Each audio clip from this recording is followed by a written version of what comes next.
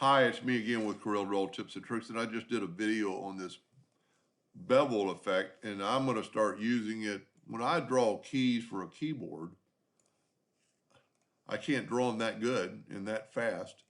I mean, here's one in yellow with just a little bit. This is like 0.1, this is like 0.6. But then I started thinking I can make keys of a keyboard because occasionally I need to tell people what maybe that not watching my video and understanding English. If we make the shift key, we could just round off the corners just ever so slightly and give it a light color and then actually take away the outline or not. And then hit the soft edge. Just basically the only thing I changed was the number. And look at that. It looks like your shift key. And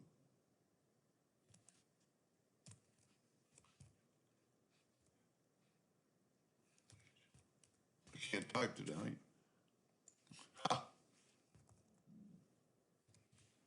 Of course, you'd want to maybe, that's pretty much the font that's in the shift key. And then you just take an arrow, common shapes, get your arrow keys. That one right there would work. Fill it in with black, take away the outline, and you have your shift key drawn. Pretty cool effect and really easy. Anyway, I hope that helped. Thank you for watching.